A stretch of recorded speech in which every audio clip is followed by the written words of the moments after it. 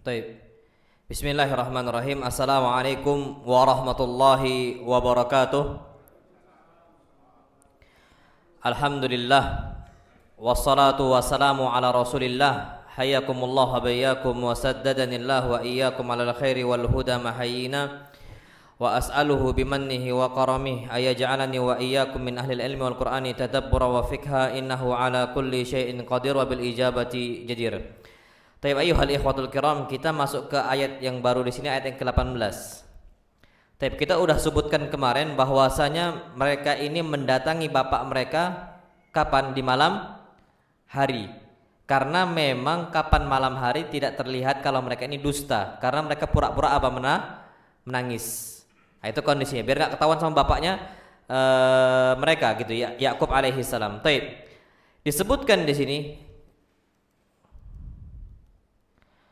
Allah Subhanahu wa taala berfirman, a'udzu billahi minasyaitonir rajim, wa ja'u ala qamisihi bidamin kadzib qala bal sawwalat lakum anfusukum amra fasabrun jamil wallahul musta'anu ala ma tasifun. Allah berfirman, dan mereka saudara-saudara Yusuf datang kepada bapaknya Yakub, maksudnya membawa gamisnya, bajunya, bidamin kadzib, dengan darah apa? Dusta, darah bohong. Apa kata Yakub? Kalian melakukan ini gara-gara hawa nafsu kalian. Fasabrun jamil, maka aku akan bersabar dengan sabar yang baik. Wallahul musta'anu ala ma tasifun. Hanya Allah Subhanahu wa taala tempat kita minta pertolongan. Tapi ayyuhal ikhwatul kiram, perhatikan di sini. Waja'u ala qamisihi bidamin kadzib. Mereka datang kepada bapaknya dengan gamis Yusuf. Syufa, Masya Allah, gamis Yusuf itu beberapa kali disebutkan dalam surat Yusuf dalam 3 hal. Apa hikmahnya kita sebutkan? Yang pertama, gamis Yusuf disebutkan ketika mereka berdusta bahwasanya Yusuf sudah dibunuh. Itu pertama. Buktinya gamis Yusuf. Yang kedua, tentang masalah gamis Yusuf juga, ketika kasus sama siapa? Zulaikha. Ketika itu Zulaikha narik gamisnya siapa? Yusuf. Itu gamis lagi kasusnya. Dan yang ketiga, Masya Allah tabaraka rahman, gamis Yusuf disebutkan menunjukkan bahwa Yusuf masih hidup. Ketika itu Yusuf memberikan pakaiannya kepada saudara Yusuf, pulang bawa nih gamis saya kepada bapak saya. Coba, ini 3 gamis disebutkan dalam surat Yusuf, itu ada hikmahnya, Kak. Kenapa nanti kita sebutkan insyaallah di akhir surat, insyaallah kalau udah selesai. Kalau kalian antum pahami dulu tiga kasus besar. Taib, apa kata para ulama? Di sini Yakub alaihi salam enggak langsung percaya. Mereka bawa gamisnya Yusuf atau baju Yusuf kepada Yakub dengan darah dusta. Tapi Yakub enggak langsung percaya. Apa kata Yakub? Kalian ini diperintahkan oleh hawa nafsu kalian. Aku tahu kalian enggak membunuh siapa? Yusuf. Coba apa kata para ulama? Di sini dalil bahwasanya Allah tuh suka orang-orang yang berpikir. Suka orang-orang apa? Berpikir, menganalisa. Makanya Pak, kita ini penting untuk menganalisa. Analisa apa? Semua hal. Analisa ayat, analisa hadis, analisa tentang kehidupan, analisa apa dan sebagainya, analisa. Makanya Allah SWT Allah berfirman, afala ta'qilun, afala yatadabbarunal Qur'an. Berpikir. Yakub tahu bidamin kadzib, ini darah dusta, bukan darah siapa? Yusuf. Dari mana antum tahu? Kenapa Yusuf langsung tahu ini bukan darah Yusuf? Antum tahu, Pak? Karena kasusnya mereka bawa gamisnya Yusuf dicampuri darahnya darah kambing. Itu dalam kondisi bajunya Yusuf sempurna, tidak ada robek sama sekali. Paham? Makanya langsung disebutkan bidamin kadzib. Ini darah dusta, ini bukan darah Yusuf. Logikanya kapan diterkam sama serigala harusnya bajunya apa? Robek. Makanya berpikir, Pak, Masya Allah, enggak langsung nerima kabar terima. Kita ini kasusnya banyak di zaman fitnah. nerima kabar tanpa dianalisa. Dan Allah benci itu orang nerima kabar nggak dianalisa langsung disampaikan. Namanya kila waqal. Katanya atau istilah kita kabar apa? Burung. Kalau Yakub langsung percaya sama saudara-saudara Yusuf apa yang dikabarkan oleh saudara-saudara Yusuf, Pak, kasihan sekali Yusuf. Nggak ada yang bela Yusuf. Yang bela Yusuf cuma siapa? Bapaknya masih sadar bahwasanya Yakub ini Yusuf masih hidup nih. Betul masih hidup. Kalau langsung terima, oh ya udah nggak diurus lagi, Pak. Dan sebagai Masya Allah Tabarakar Rahman. Nah ini, Pak, memang perlu untuk menganalisa. Jadi jangan langsung asal main terima kabar. Oh ya sudah, oh ini ya sudah, Pak. Masya Allah, kalau tanpa ada analisa rusak ini, Pak. Masya Allah. Semua orang mengklaim, kata Nabi kita SAW. Beliau mengatakan, laula al-bayyinatu ladda'a unasun amwala qaumin wa dima'ahum. Kalau orang bisa langsung mengklaim tanpa dianalisa, banyak sekali orang yang mengklaim harta fulan milik saya. Saya berhak untuk membunuh fulan. Nah, itu dia. Cuman sekedar apa? Da'awa, klaim saja. Jadi hakim itu nggak menganalisa, ini nggak boleh, Pak. Analisa dulu. Betul nggak kabar itu? Terjadi nggak kabar itu dan sebagainya? Sama Yakub, nggak mungkin lah ini terbunuh. Kenapa? Karena bajunya masih apa? Lengkap. Ini otak-otak kalian kan gitu gampangnya. Ini masalah kalian, ini mau membinasakan Yusuf. Kalian apakan Yusuf? Nggak ada yang jawab. Enggak, memang diterkam sama serigala. Makanya Pak, Masya Allah Tabarakar Rahman, kita perlu untuk menganalisa gitu loh. Pakailah apa gitu. Jangan semuanya tanpa analisa. Sampai kadang-kadang Pak, duniawi ini harus dianalisa juga. Banyak orang-orang tuh salah kaprah. Ana dapat kasus, Masya Allah. Ana dapat kasus nih. Ini salah satu ustadz, tapi ustadznya bukan ustadz yang berpendidikan, maksudnya bukan ustadz yang beragama dalam gitu loh ya. Ustadz TPA gampangnya seperti itu. Ini kasus terjadi, Ana dapat kasus ini. Jadi ketika itu dia naik motor. Pakai apa? Peci. Ditilanglah sama polisi. Kenapa Ustadz pakai, ya dipanggil Ustadz lah karena pakai peci. Kenapa Ustadz pakai peci nggak pakai helm? Enggak, agama saya seperti itu. Agama saya dulu Nabi pakai peci, helm belum ada. Coba ini terjadi nih. Apa kata? Gampang aja Pak, analisa saja secara duniawi. Apa kata polisinya? Polisi mengatakan kalau seandainya Pak Ustadz ini kecelakaan, apakah peci itu menyelamatkan Pak Ustadz? Diam dia. Bukan karena apa-apa, Pak. Di sini nggak semua hal kita pahami secara letterlek. Oh terima saja, oh terima saja, oh terima saja. Enggak, dianalisa dulu. Layak enggak itu kabar? Layak enggak itu perbuatan? Dianalisa. Makanya kita harus banyak-banyak apa? Berpikir. Jadi Pak, Masya Allah Tabarakar Rahman, banyak orang mengatakan anak berhak untuk bunuh fulan gara-gara ini, gara-gara itu dan sebagainya. Akhirnya kabar itu Pak dipelintir. Oh dia ini meninggal gara-gara ini. Padahal memang meninggal memang untuk ini istilahnya memang dicari kan seperti itu.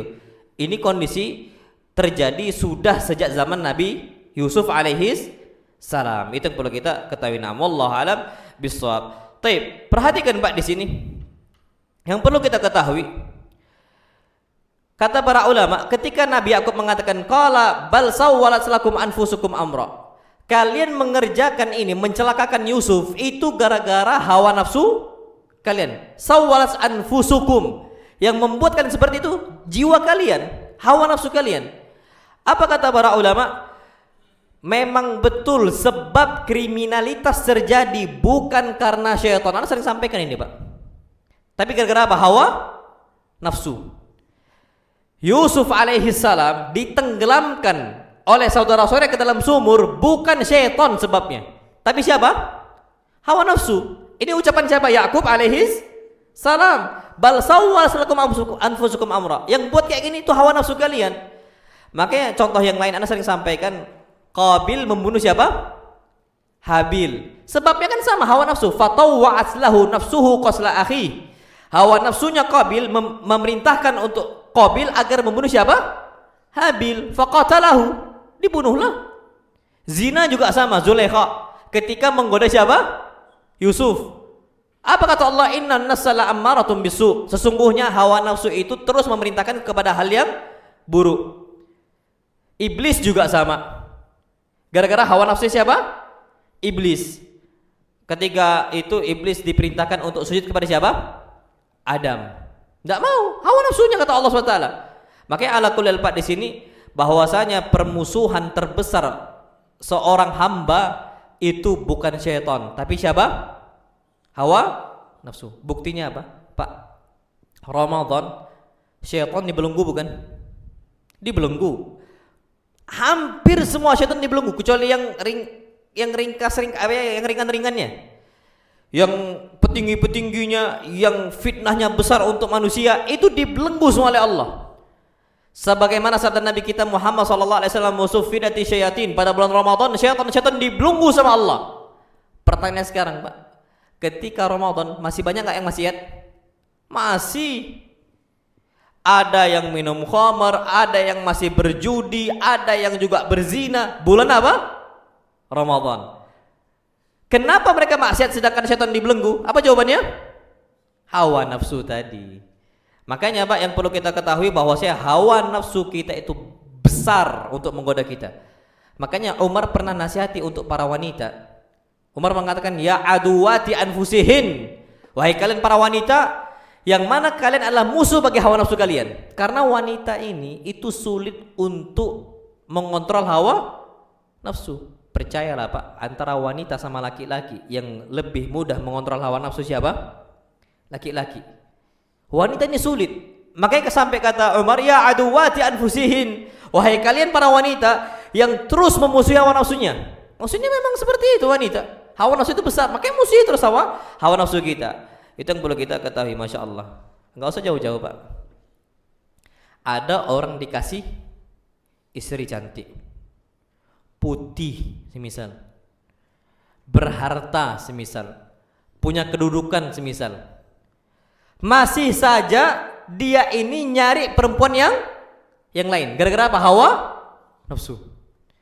Istrinya ada di rumah, cantiknya Masya Allah, tapi masih bisa-bisa selingkuh. Hawa nafsu. Ana ambil contoh, Masya Allah Tabarakar Rahman, kisahnya Farozdak. Kisah siapa? Farozdak. Farozdak ini Pak, Masya Allah, istrinya cantik Masya Allah. Farozdak. Ketika itu Farozdak ini syair.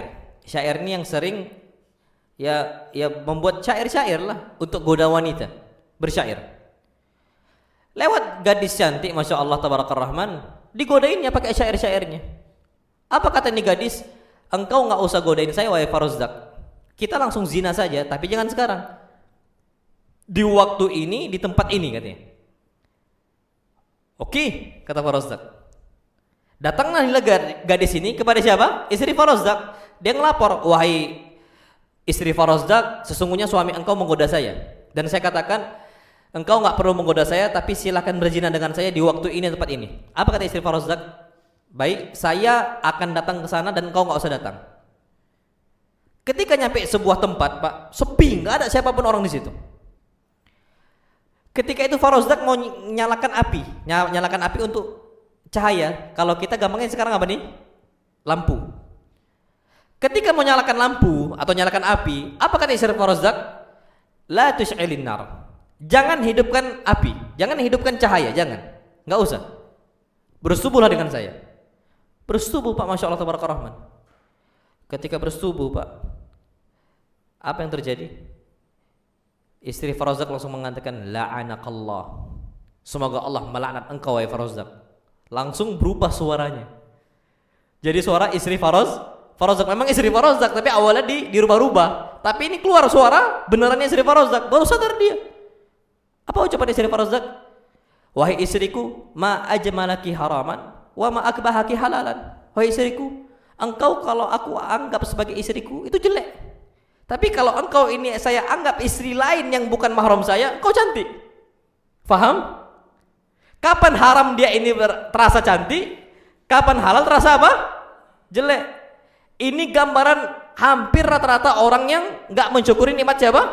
Allah. Istri cantik, ada istri di rumah, masih nyari yang yang lain. Kadang-kadang pun yang dicari istrinya, wanitanya, tarafnya di bawah istri dia kadang-kadang.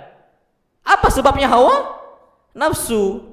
Ya gampangnya istilah kita, rumput tetangga lebih hijau. Masih mending kalau gadis yang belum nikah. Ini istri orang yang ada suaminya gitu loh, Masya Allah. Diembat sama dia, istri di rumah ada. Kadang-kadang seperti itu. Pak, dosa terbesar termasuk zina. Tapi zina ini ada tingkat-tingkatannya. Zina yang paling besar, zina dengan istri tetangga. Zina paling besar kata Nabi sallallahu alaihi wasallam, wa antazniya bihalilati jarik. Engkau berzina dengan istri tetangga. Itu banyak, Masya Allah tabarakallah. Istri sendiri ada di rumah, cantiknya Masya Allah, cantik Masya Allah. Tapi yang namanya hawa nafsu, terbawa sama hawa nafsu. Itulah bahaya sikap manusia, gak pernah puas dengan nikmat Allah. Sebagaimana saudara Yusuf, kenikmatan udah banyak, cuman gara-gara hal sepele, ada kecintaan yang memang lebih untuk Yusuf dari bapaknya. Mereka gak senang kapan Yusuf dicintai oleh siapa? Bapaknya. Ini kan Masya Allah hawa nafsu. Pak, hawa nafsu itu gak pernah puas dengan nikmat Allah. Ana ambil contoh, Pak.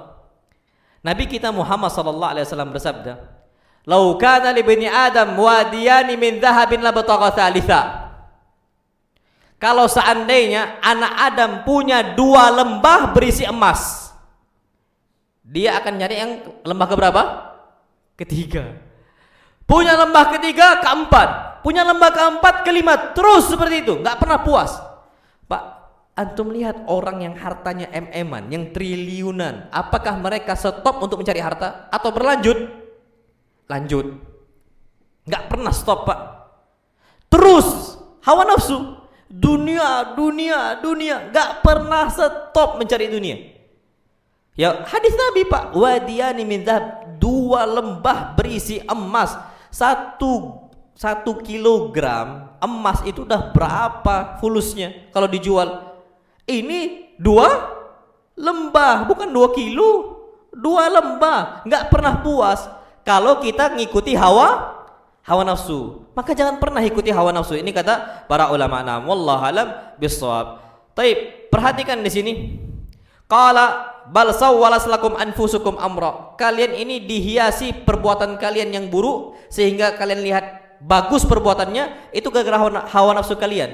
Apa kata para ulama? Memang sering amal buruk ini kita pandang itu bagus gara-gara hawa nafsu. Dinasihatin akhirnya sulit. Banyak sekali. Antum tahu, Pak? Perbuatan berjudi, kita nganggapnya bagus atau buruk? Buruk. Tapi tanyakan sama orang-orang yang main judi. Apa kata mereka? Nggak apa-apalah judi. Ini kan bagus untuk nafkahin keluarga. Itu kata mereka. Nggak apa-apa judi. Ini bagus untuk nafkahin siapa? Keluarga. Ya Allah. Sampai mereka itu nggak ada merasa beban ketika main judi. Apa kata Yakub? Qala bal sawwalat lakum anfusukum amra. Perkara yang buruk bisa menjadi indah gara-gara hawa nafsu kalian. Makanya Allah Subhanahu wa taala berfirman, "Afaman zuyyina lahu su'u amalihi fara'ahu hasana." Ada banyak kondisi orang yang dia itu diindahkan amal buruk dia. Dia lihat itu seakan-akan indah. Yang buat indah itu hawa nafsu dia. Fara'ahu hasana. Akhirnya dia lihat amal buruk dia itu baik. Dia nggak merasa risau, nggak sholat. Dia ngomong, ana baik-baik saja kok. Nggak sholat, dia nganggap apa? Nggak ada masalah. Karena dia nganggap baik-baik saja, nggak ada masalah. Padahal itu amal apa, Bu? Buruk. Zina. Dia akan menganggap, dan bahkan sebagian orang melegalkan perbuatan apa? Zina. Nganggap itu suatu hal yang normal, suatu hal yang baik. Banyak, Pak, Masya Allah. Sekarang udah di akhir zaman nih, mereka berusaha bagaimana kasusnya mereka itu bisa melegalkan apa? Zina. Sampai kasusnya ada yang mengatakan tokoh agama nggak apa-apa zina kalau dibayar. Ada itu. Kan itu ngawur. Gimana kasusnya bisa dilegalkan di zina? Nggak apa-apa. Jadi yang awalnya buruknya Masya Allah di pandangan masyarakat luas, dia nggak baik sama dia. Padahal itu buruk seburuk-buruknya amalan. Fara'ahu hasana. Karena hawa nafsu dia, entah pengennya harta dunia dia ngomong seperti itu, atau manasib duniawi atau jabatan duniawi dan sebagainya, itu yang berbahaya. Makanya Yakub itu udah tahu, ini masalah ini. Ini bukan dimakan sama serigala, tapi perbuatan kalian yang ini aslinya buruk kalian anggap baik, itu gara-gara hawa nafsu kalian. Apa kata Yakub? Fasabrun jamil. Maka aku bersabar dengan sabar yang bagus. Pak, Masya Allah. Apa sih arti sabar? Fasabrun jamil. Ketika Yakub mengatakan maka aku bersabar dengan sabar yang paling bagus. Apa maksud sabar di sini kata para ulama? Dhabtun nafsi. Kita harus mengontrol hawa nafsu. Diri kita dikontrol. Ala alla tasfat min amrillah, agar kita ini enggak pernah marah atas ujian dari Allah Subhanahu wa taala. Hilang anak jangan marah. Jangan marah sama siapa? Allah Subhanahu wa taala. Hilang anak itu maksudnya meninggal. Anak meninggal marah sama Allah, bapak meninggal marah sama Allah. Siapa ini meninggal sama Allah? Banyak enggak ibu-ibu kapan meninggal suami yang disalahkan Allah? Banyak enggak? Banyak. Ya Allah, kenapa engkau ambil suami saya? Engkau zalim ya Allah. Pak, banyak. Mereka ini enggak bisa bersabar, Masya Allah Tabaraka Rahman. Ini Masya Allah berbahaya sekali. Tapi kalau sabar dia akan tahan jiwa dia untuk enggak marah. Itu sabrun jamil. Ana sering sampaikan contohlah Nabi kita Muhammad SAW. Ana udah sampaikan kemarin kan? Nabi lahir dalam kondisi apa? Yatim, tidak ada bapak, masih kecil, ibunya sudah apa? Meninggal, Masya Allah. Akhirnya dirawat atau dibesarkan sama siapa? Kakeknya. Kakeknya pun tak lama kemudian apa? Meninggal, Masya Allah. Hilang semua nih Pak. Ini keluarga kerabat paling dekat loh ya. Dan bahkan bukan cuma sekedar keluarga yang merawat Nabi kita SAW, yang membesarkan Nabi kita Muhammad SAW. Habis kakeknya meninggal, dirawat sama pamannya, sampailah besar. Sampai nikah dengan siapa? Khadijah. Hilang Pak. Ternyata Abu Talib yang membela Nabi kita SAW sama Khadijah yang membela dakwah Nabi kita SAW sama-sama meninggal di tahun yang sama. Pak, cobaan apa lagi itu, Masya Allah. Pernah gak pertanyaannya Nabi marah sama Allah? Pernah gak? Mungkin kalau kondisi kita dibuat seperti Nabi kita SAW, wal'iyadzubillah, kita akan mengatakan apa sama Allah? Ya Allah, kenapa kasus ini hanya terjadi sama saya? Padahal Nabi SAW itu terjadi untuk beliau sendiri loh Pak, kasus seperti itu. Berat memang cobaannya. Meninggal di tahun yang sama. Nggak cukup sampai situ. Nabi punya keturunan, punya anak. Semua anak-anak Nabi kita Muhammad SAW semuanya meninggal sebelum beliau meninggal. Kita pernah nggak Pak merasakan anak kita meninggal sebelum kita meninggal? Jarang. Mungkin kalau ada terjadi, tapi jarang. Biasanya bapak lebih duluan meninggal dibandingkan apa? Anak. Cuman Nabi berkali-kali anaknya meninggal sebelum Nabi meninggal, kecuali Fatimah radhiyallahu taala anha. Cuman Fatimah Pak. Itu pun Fatimah meninggalnya setelah Nabi meninggal 6 bulan setelahnya Fatimah meninggal. Berarti kan ini cobaan berat sekali. Tapi Nabi enggak pernah marah. Nabi cuma mengatakan innalillahi wa inna ilaihi raji'un. Allahumma ajurni fi musibati wa akhlif li khairan minha. Sampai Nabi mengatakan wala naqulu illa ma yurdi rabbana. Kami enggak akan mengucapkan sebuah patah kata pun kecuali apa yang Allah ridhoi. Masya Allah. Cuman zikir aja sama Allah. Minta apa? Ganti dari Allah Subhanahu wa ta'ala. Enggak pernah marah sama Allah. Makanya inilah yang dimaksudkan oleh Yakub alaihis salam. Fasabrun jamil. Maka sabar dengan sabar yang baik. Nah, wallahu alam bisawab. Apalagi kalau hilang anak, Pak. Masya Allah. Kalau hilang anak itu usahakan sabar. Naam sahih. Meninggal anak, meninggal bapak dan sebagainya. Sampai disebutkan Masya Allah, ada sebuah hadis yang perlu kita ketahui. Nabi kita Muhammad SAW mengatakan idza mata waladul abd, kalau ada hamba Allah yang kehilangan anaknya, meninggal anaknya, qala Allahu li malaikati, Allah akan mengatakan untuk para malaikatnya semua. Jadi semua para malaikat kan banyak jumlahnya Pak, dipanggil sama Allah SWT. Apa kata Allah? Qabattum walada abdi, kalian wahai para malaikat mengambil anak hamba saya yang saya cintai. Fayaqulun na'am. Para malaikat mengatakan, iya ya Allah, kami ambil. Allah mengatakan lagi, qabatum thamarata fuadihi, kalian telah mengambil buah jantungnya. Buah apa? Buah hatinya. Thamarata fuadihi ini Pak, Masya Allah tabarakallah, buah hati. Fuad itu hati, thamarah itu buah hati. Nam sahih, anak itu buah hati kita Pak. Sulit kita meninggalkan anak kita. Apa kata para malaikat? Qalu na'am, iya ya Allah, kami ambil buah hati dia. Fayaqul madza qala abdi, apa kata Allah? Kemudian apa yang diucapkan oleh hambaku? Hamidaka wastarja, dia cuma memuji engkau. Masya Allah Pak. Kena musibah malah muji siapa? Allah. Ajib ini Pak. Itu tingkat keimanan yang paling tinggi. Kapan dia kena musibah, bukan cuma sabar, tapi apa? Bersyukur, muji Allah. Dia dengan bersyukur gimana gini Pak? Meninggal satu anak kita punya 3 anak. Kita akan mengatakan alhamdulillah masih ada 2 anak. Itu Pak. Hamidaka wasarja. Ada salah satu ulama, Masya Allah, tangannya patah satu. Dia akan mengatakan, tangan saya masih sisa 1 dan kaki saya masih lengkap 2. Masya Allah Pak. Itu. Tapi kita kalau seandainya tangan kita nggak sengaja lagi kerja, kepotong jari apa, langsung marah, ya Allah, ini nampaknya kok nggak bagus lagi, atau apa dan sebagainya. Kesal gitu loh Pak dengan takdir tadi.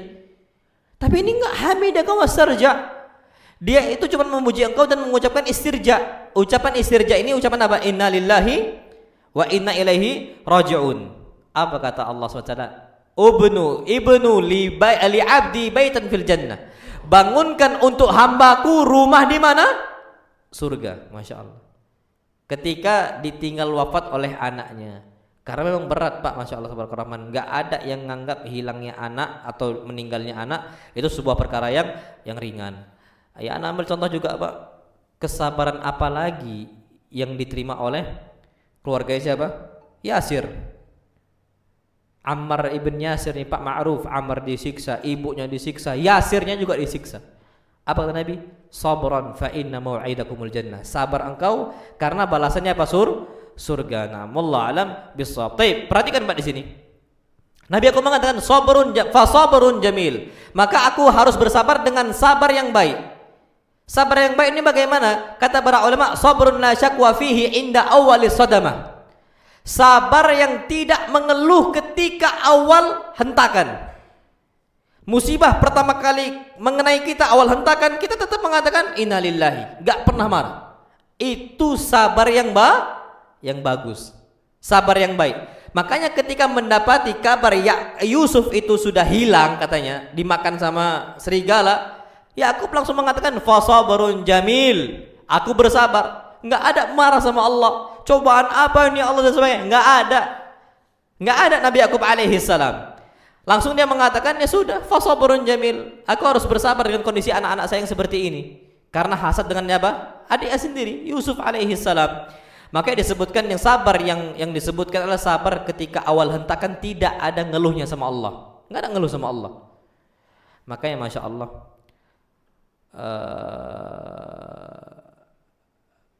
Ana udah pernah cerita, ada salah seorang wanita ditinggal wafat oleh keluarganya, langsung nangis meratap. Nabi mengatakan takutlah sama Allah dan sabar. Apa kata waktu tadi? Ilaika anni fa innaka lam tusab bi musibati. Menjauh engkau dari saya karena engkau enggak pernah merasakan musibah saya. Tiba-tiba dia baru sadar yang ngomong tadi Nabi kita Muhammad SAW. Datang ke rumah Nabi, dia mengatakan, ya Rasulullah, aku enggak tahu kalau tadi itu ternyata engkau yang berbicara. Aku sekarang sabar. Apa kata Nabi? La. As-sabru 'inda sadamatil ula. Dihitung pahala sabar ketika awal hentakan. Ketika suami meninggal, nangisnya Masya Allah, meratap sana meratap sini, mukul wajah, nampar wajah, nyobek baju dan sebagainya. Hari ketiga ngomong, ya sudahlah, ana sabar. Hilang pahala apa? Sabar. Makanya sabar itu ketika awal hentakan. Awal pertama kali hentakan, apa yang kita ucapkan? Apa yang kita lakukan? Apa reaksi kita kepada Allah Subhanahu wa ta'ala? Makanya jangan sampai suka meratap. Ibu-ibu ini yang paling suka meratap ini, Masya Allah. bukan bagian umat Islam, kata Nabi SAW, laisa minna, bukan termasuk umat Islam, man latamal hudud, yang suka menampar apa? Pipi nih, nah, suka nampar pipi, itu bukan bagian umat Islam. Terus apa? Wasyaqqal juyub, dan merobekkan apa? Baju. Wada'a bi da'wal jahiliyah, dan menyuruh dengan seruan apa? Jahiliyah. Siapa ibadah yang meratap? Hah? Orang Syiah. Makanya Syiah bukan agama Islam. Ibadah mereka meratap. Meratap meninggalnya siapa? Husain ibn Ali radhiyallahu taala anhuma. Sahih. Nabi udah dari awal mengatakan laisa minna man latamal hudud. Bukan bagian umat Islam orang yang suka nampar wajah. Gimana ibadah mereka ketika hari Asyura? Jelas Pak, nampar-nampar apa? Wajah. Bukan cuma nampar wajah, pakai apa? Pakai pisau tuh Pak, Masya Allah, yang berantai-rantai itu, dipukulnya apa mereka itu dan sebagainya. Wasyaqqal juyub, dan mereka sobek baju mereka. Makanya mereka yang banyak yang tak pakai apa? Baju. Kesedihan mereka. Wada'a bi da'wal jahiliyah, dan mereka ini menyuruh dengan seruan jahiliyah. Ya Ali, wa ya Husain, wa ya. Yang mana itu dakwah, istilahnya seruan orang-orang apa? Musyrikun. Dan ini disepakati oleh para ulama, madhab Abu Hanifah, madhab Imam Malik, madhab Imam Syafi'i, madhab Imam Ahmad ibn Hanbal, semua mereka mengatakan Syiah bukan bagian dari umat Islam. Jelas itu Pak, karena memang ibadah mereka seperti itu. Apalagi sekarang bulan apa? Muharram, bentar lagi, tunggu aja Pak, rame. Makanya alhamdulillah MUI dari zaman dahulu sudah mengeluarkan tentang kesesatan apa? Syiah. Ana dulu Pak termasuk orang yang mendalami agama Syiah. Maksudnya ana mendalami, ana pelajari untuk membantah mereka. Dari dulu itu. Sampai petinggi mereka lah. Ya kita bantah dan sebagainya. Dan alhamdulillah para ulama kita juga dari gabungan MUI itu mengeluarkan fatwa akan kesesatan mereka. Dan banyak enggak setuju sekali, Masya Allah Pak. Disitulah bahaya agama mereka. Nah, wallahu alam bisawab. Tapi Pak, Masya Allah tabarakallah rahman.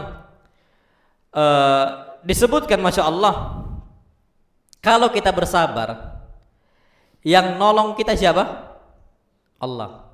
Itu bedanya Pak. Allah ini akan kasih ujian nih masing-masing. Ada ujian A, ada ujian B, ada ujian C. Ada orang cepat ditolong, ada orang lama ditolong, ada orang yang nggak ditolong-tolong sama Allah. Jadi hidupnya terus ada masalah, hidupnya terus ada masalah, hidupnya terus masalah. Kenapa? Karena tingkat kesabaran mereka berbeda ketika diuji oleh siapa? Allah Subhanahu wa taala. Tapi kalau kita bersabar dari awal dan sabar yang baik, ana yakin yang nolong itu Allah. Ana ambil contoh. Nabi diuji dengan hinaan-hinaan. Apa kata orang-orang kafir Quraisy? Nabi kita SAW orang gila. Kedua, dukun. Ketiga, tukang syair. Keempat, tukang sihir. Yang bela ini semua siapa? Allah Subhanahu wa taala. Allah membela Nabi kita Muhammad SAW min fauqi sab'i samawat, dari langit yang ketujuh turun ayat Allah Subhanahu wa taala. Apa kata Allah? Wa ma sahibukum bimajnun. Kawan kalian bukan orang gila, Masya Allah. Nabi cuma sabar, Nabi dituding gila, majnun. Dituding kayak gitu Pak. Siapa yang gak sakit hati? Antum lagi dakwah, ana lagi dakwah. Ana aja nggak pernah Pak dakwah ke orang dibilang ustadznya itu gila itu. Nggak pernah, alhamdulillah sampai sekarang. Tapi Masya Allah tabarakallah rahman, Nabi kita Muhammad SAW dakwah di semua tempat, di segala tempat, di setiap waktu. Ketika itu dituding apa? Orang gila. Yang bela siapa? Allah Subhanahu wa taala. Apa kata Allah? Wa ma sahibukum bimajnun. Dibilang tukang syair, siapa yang bela? Allah. Wa ma 'allamnahu syi'ra wa ma yanbaghilah, kata Allah. Kami enggak pernah ajarkan syair-syair untuk Muhammad, dan bahkan syair-syair itu enggak layak untuk Muhammad. Karena Pak, ayat Al-Qur'an ini Masya Allah bagus sekali. Sampai orang yang paling paham tentang syair bahasa Arab tidak bisa menandingi apa firman Allah Subhanahu wa taala. Maka mereka mengatakan, oh ini Nabi ini tukang syair nih, diajarkan sama orang Yahudi. Nabi enggak bisa. Ya jangankan buat syair Pak, dalam tingkatan bahasa pun kita tahu Pak. Kita belajar bahasa Indonesia, kita semisal mau buat puisi, mau buat apa, kan ada ilmu dasarnya. Contoh, ilmu dasar kita itu kita harus kenal huruf abjad A, B, C, D dan sampai apa? Z. Nabi itu nggak ngerti. Nabi itu nggak ngerti. Nabi nggak bisa. Makanya ana sudah sampaikan Pak, Masya Allah. Antum ingat nggak apa hikmahnya alif lam mim? Apa hikmahnya kaf ha ya ain sod sod? Apa hikmahnya?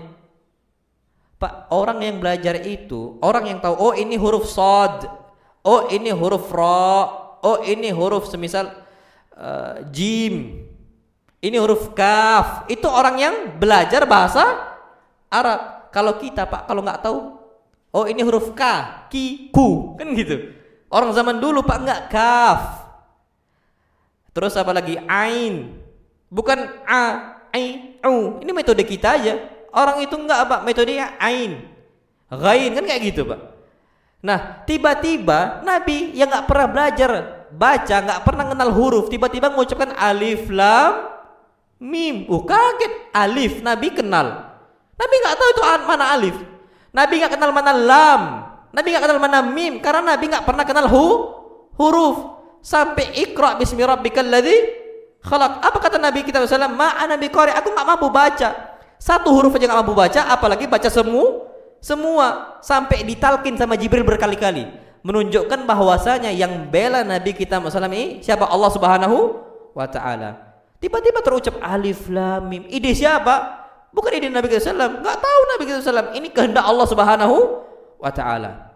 Menunjukkan bahwasanya Nabi itu enggak kenal huruf, tapi Nabi bisa ucapkan, berarti itu murni wahyu dari Allah Subhanahu wa taala. Iyalah Pak, kagetlah. Anak kecil yang enggak pernah belajar huruf apa dan sebagainya. Kalau untuk berbicara mungkin bisa, tapi untuk baca tiba-tiba oh ini huruf K, ini huruf G, ini huruf Z, Pak, enggak ada yang tahu lah. Itu yang perlu kita ketahui. Makanya Nabi ini ummi. Apa ummi artinya? Ummi apa artinya? Buta huruf. Yang bela siapa? Allah SWT. Wa ma'allamnahu syi'ra wa ma yanbaghi lah. Kami enggak pernah ajarkan Muhammad itu syair. Ya jangankan syair Pak, huruf-huruf saja. Makanya namanya ahruf muqatta'ah, huruf-huruf yang terpotong. Itu kata para ulama. Nah, wallahu alam bissawab. Tapi Pak, Masya Allah tabaraka rahman. Kemudian yang perlu kita ketahui, ana ambil contoh. Nabi kita Muhammad sallallahu alaihi wasallam ketika di Taif, dan ini cobaan yang paling berat. Nabi Pak sabar dengan sabar yang baik sekali, Masya Allah. Dari awal musibah, Masya Allah. Nabi nggak pernah ngeluh sama sekali. Padahal di Taif nih Pak, Masya Allah, Nabi dakwah di Taif itu berapa hari berjalan? 10 hari. Pak, 10 hari Nabi kita SAW nggak naik kendaraan, nggak naik onta, nggak naik kuda, nggak naik keledai. Kenapa? Kalau naik onta ketahuan, oh Muhammad nih mau kabur dari Mekah. Kapan naik kuda Muhammad mau kabur dari Mekah? Tahan dia. Makanya Nabi SAW cuma apa? Jalan kaki 10 hari. Antum kapan suruh ana dari Prabu Muli dakwah di sini jalan kaki, ampun ana. Nggak kuat lah kita. Nabi kita SAW Pak ditempuh 10 hari jalan kaki. Antum tahu 1 hari ini Pak, Masya Allah, kalau naik onta itu perjalanan 80 km naik onta. 1 hari itu Pak berjalan tuh jauhnya, Masya Allah. Caranya gimana? Antum ceklah Google Map, hitungan apa? Kan ada yang naik kendaraan, ada yang naik mobil, ada yang naik kereta, ada yang naik jalan, kan gitu kan? Antum buat jarak Pak yang jalan. Antum buat 10 hari, sampai mana ujungnya dari Palembang sini? Itu antum buat. Itulah jarak Nabi SAW berdakwah keliling apa? Ke Taif. Tiba-tiba hasilnya apa? Apakah mereka menerima Islam? Enggak. Dihinakan oleh orang-orang Taif.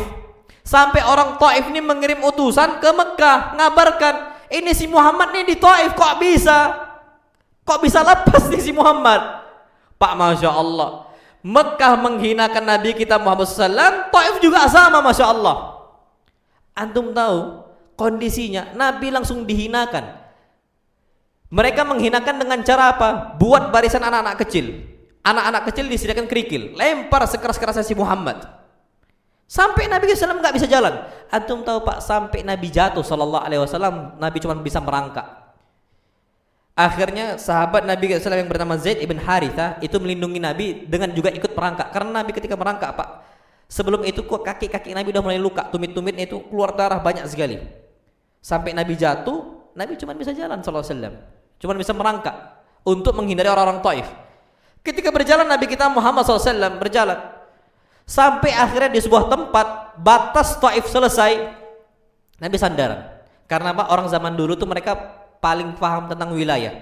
Kapan lewat wilayah tertentu, mereka nggak mau berbuat tindakan semena-mena. Nabi lewat wilayah tadi, masuklah wilayah yang baru. Mereka akhirnya nggak bisa menzalimi Nabi kita Muhammad SAW. Pak, Allah kirim malaikat apa? Penjaga gunung. Apa kata malaikat ini? Ya Muhammad, la in syi'ta la udbiqanna alaihimul akhsyabain. Wahai Muhammad, kalau engkau mau, aku akan bawakan 2 gunung yang besar untuk aku timpakan ke mereka semua. 2 gunung ini untuk siapa? Untuk Taif sama Mekah. Pak, sekaligus Mekah dihancurkan penduduknya dengan gunung yang besar, Taif juga sama, Masya Allah. Apakah Nabi menerima tawarannya malaikat penjaga gunung? La.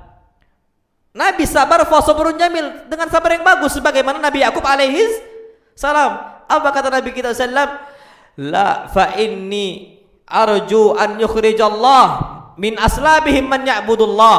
Aku berharap ada dari keturunan Taif ini dan Mekah sini yang mana keturunan mereka ini nyembah Allah dan tidak berbuat apa sih? Syirik.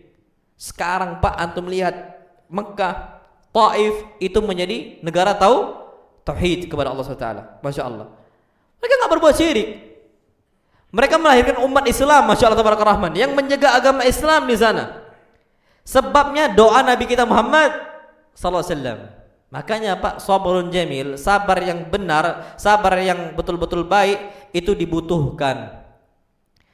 Dan Nabi pun nggak ceritakan ke siapapun, Masya Allah. Sampai Aisyah jadi istri Nabi, Aisyah tuh nggak tahu Pak, momen Taif itu ternyata momen paling berat. Momen paling berat tuh nggak tahu Pak kondisi Taif itu. Karena Nabi bukan tipikal untuk cerita musibah ke banyak orang. Kita nih kena musibah sikit-sikit cerita, kena musibah sikit-sikit cerita, kena cobaan sikit-sikit cerita. Yang lebih parah Masya Allah sekarang, orang kena musibah ceritanya di dinding Facebook, bukan cerita ke Allah. Ini bukan sabar yang baik, kena musibah cerita ke dinding Facebook. Pak, dinding Facebook, wall Facebook itu ngikut orang siapa? Siapa yang meratapnya ke dinding itu siapa? Orang apa? Yahudi. Sengaja Pak, dibuat seperti itu tuh sengaja. Ya orang yang punya orang Yahudi kok. Jadi Facebook itu ladang dakwah, bukan ladang curhat. Curhatnya ke siapa? Allah Subhanahu wa ta'ala. Makanya ketika di Taif pun apa kata Nabi kita Muhammad SAW? Allahumma ilaika ashku dha'fa quwwati, ya Allah, aku ini cuma bisa curhat tentang kelemahan saya kepada engkau ya Allah. Aku ceritakan ini cuma kepada engkau ya Allah. Nabi enggak cerita ke fulan wala allan, enggak. Nabi simpan itu semua, kecuali ketika ditanyakan kasus tersebut kepada Aisyah, oleh Aisyah. Nabi tanya kondisi seperti itu, baru Nabi ceritakan. Nabi bukan tipikal orang suka cerita. Nah, kita ini sikit-sikit ada masalah cerita ke Facebook, ada masalah cerita ke Facebook, ada masalah cerita ke Facebook. Ya Allah, kalaupun Facebook ini udah ada di zaman Nabi kita Muhammad SAW, Nabi gak bakal cerita di situ, gak bakal. Makanya sekarang Masya Allah, kapan di Facebook, Masya Allah, saya gini, doa pun enggak, doa, tapi cerita di mana? Facebook. Cerita sama Allah enggak. Ya gimana mau selesai urusan? Berarti di sini ada halal kata para ulama, halal fil akidah, ada kerusakan dalam akidah. Akidah apa? Akidah untuk sabar menerima takdir Allah Subhanahu wa taala. Makanya Pak, di sini kita perlu ketahui, sabarlah dengan sabar yang bagus. Nah, wallahu alam bisawab. Sampai seandainya Pak, kalau kita kena masalah dan belum selesai, terus berdoa kepada Allah. Karena ada sebuah hadis Nabi kita Muhammad SAW bersabda, innallaha yuhibbul mulihina fid du'a. Yakub Pak, ketika dikabarkan Yusuf ini sudah meninggal, Yakub terus berdoa untuk jumpa dengan siapa? Yusuf alaihis salam. Enggak pernah stop dari doa. Ana udah juga sampaikan kemarin khutbah Id.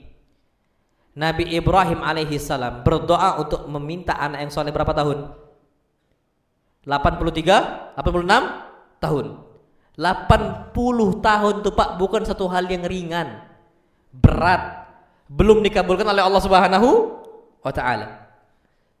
Pak, ini kita ini Masya Allah minta pekerjaan, minta anak, baru berdoa sepekan langsung ngomong nggak dikabulkan sama siapa? Allah. Beda memang kasusnya. Makanya apa kata Nabi SAW? Innallaha yuhibbul mulihina fid du'a. Allah tuh cinta sama orang yang dia itu terus berdoa, merengek sama Allah dalam berdoa. Allah tuh senang kapan diminta. Beda sama manusia, kapan diminta marah dia. Ana datang ke antum minta duit, sekali antum kasih, 2 kali bosan antum, 3 kali ngamuk antum, kan gitu manusia. Tapi kalau Allah Subhanahu wa taala, babuhu la tuhjabu, abwabuhu la tuhjabu, pintu Allah enggak pernah ditutup oleh Allah. Dan bahkan kata para ulama, wallahu yaghdabu in tarakta su'alahu. Allah tuh marah ketika kita itu tidak lagi berdoa kepada siapa? Allah. Ketika kita enggak minta lagi sama Allah, Allah tuh marah. Makanya hari ini udah berapa kali kita doa sama Allah? Kalau belum ada, wajar Allah marah sama kita. Kenapa? Allah nggak suka kita ini seakan-akan sombong, nggak butuh sama siapa? Allah. Terus berdoa kepada Allah, apalagi ketika momen ditimpa musibah. Sebagaimana Yakub terus meminta kepada Allah SWT, dan juga Nabi Ibrahim alaihissalam meminta kepada Allah Subhanahu wa taala. Wallahu alam bisawab. Ini akan kita sampaikan insyaallah nanti kita komdal Isya. Afwan. Kemarin ana janji sampai jam 8 ya. Jam 8 nanti insyaallah. Setelah jam 8 nanti ada tanya jawab insyaallah. Nah, insyaallah enggak lewat dari situ. Nah, wallahu a'lam bishawab. Assalamualaikum warahmatullahi wabarakatuh.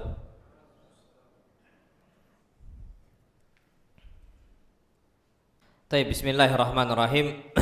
Assalamualaikum warahmatullahi wabarakatuh. Alhamdulillah wassalatu wassalamu ala Rasulillah. Hayyakumullah wa bayyakum wa saddadanillah wa iyyakum alal khairi wal huda mahayina. Tapi ayyuhal ikhwatul kiram, kita lanjutkan kajian kita kembali. Terakhir kita bahas bahwasanya kita itu enggak boleh suka menceritakan musibah ataupun ngeluh kecuali kepada siapa? Allah Subhanahu wa taala. Jadi jangan dibiasakan ngeluh di Facebook, ngeluh di Instagram, ngeluh sosial media yang lain, itu jangan, Masya Allah. Apalagi di zaman kita ini, Masya Allah, itu memang banyak sekali orang seperti itu.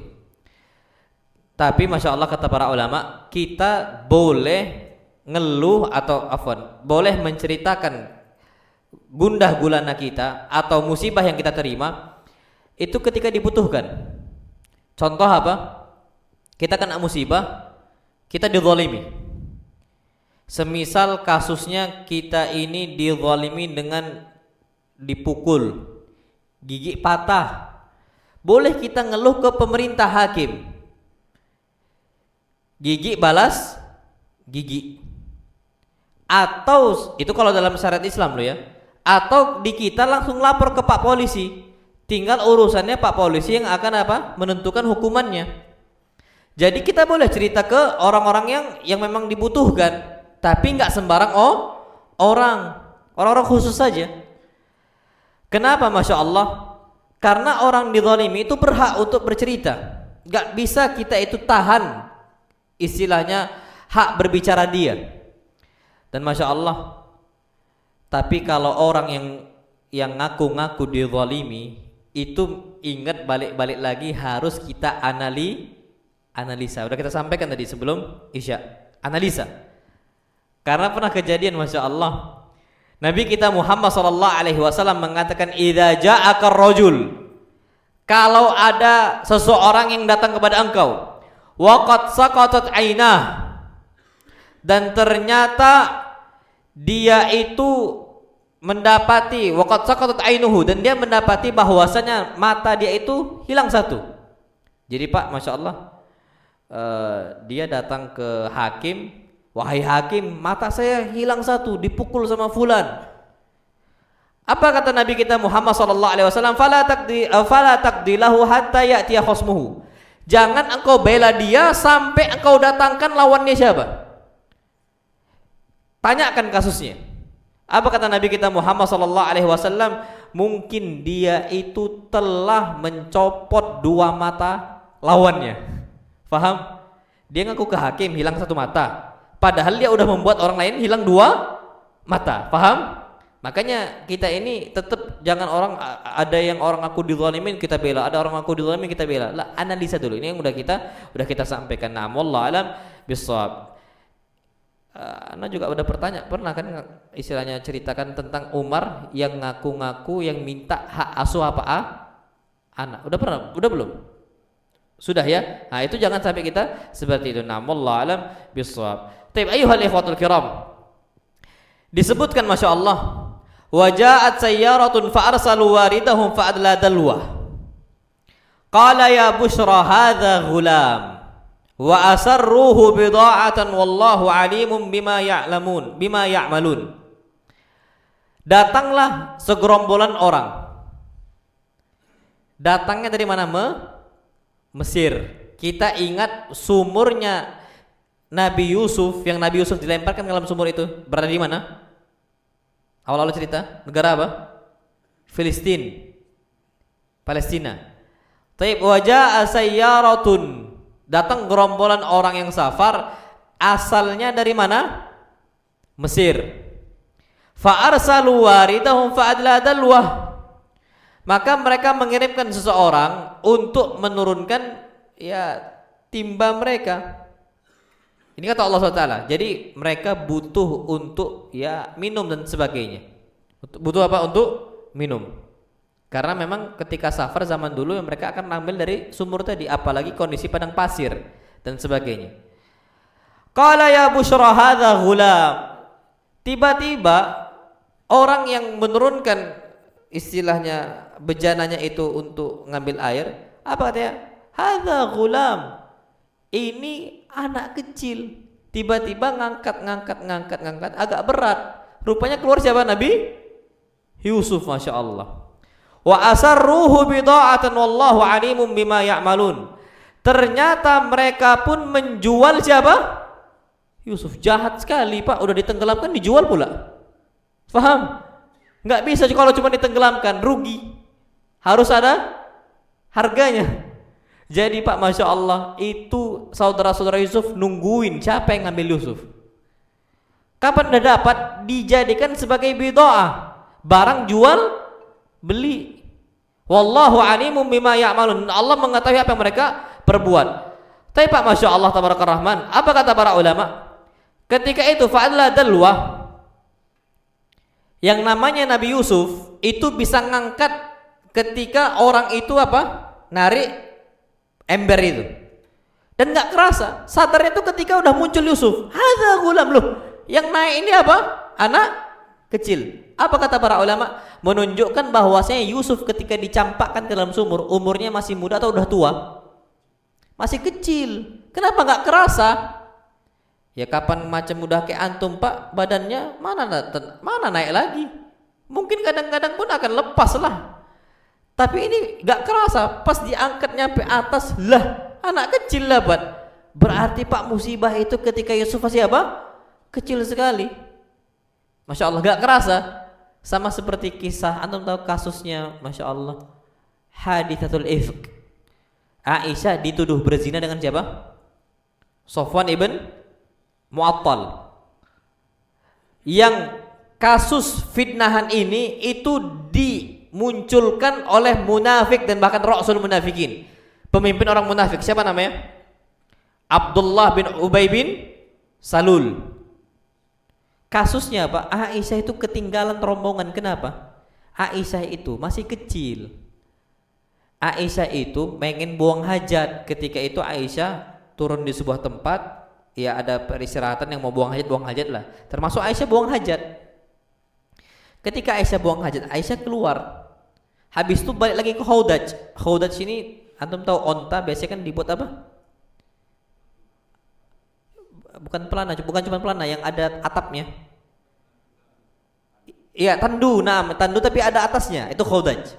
Balik ke Khaudajnya. Pas balik ternyata ketinggalan yang namanya perhiasannya Aisyah.